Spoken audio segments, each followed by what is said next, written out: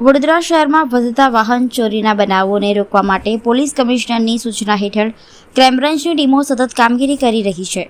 આ દરમિયાન ક્રાઇમ બ્રાન્ચને એક મોટી સફળતા મળી છે, જેમાં એક રીઢા વાહન ચોરને ચોરીની એક્ટિવા અને ગેસ સિલિન્ડરો સાથે ઝડપી પાડવામાં આવ્યા છે।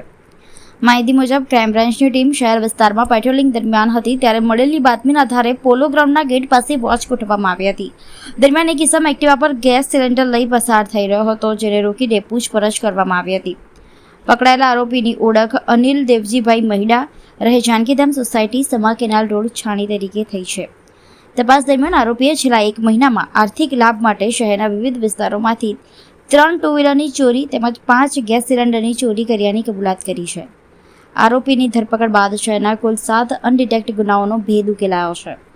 આરોપી સામે અગાઉ પણ વાહન ચોરીના અનેક ગુનાઓ નોંધાયેલા હોવાનું સામે આવ્યું છે। પોલીસે કુલ ₹66,000નો મુદ્દામાલ કબજે કરી વધુ તપાસ હાથ ધરી છે।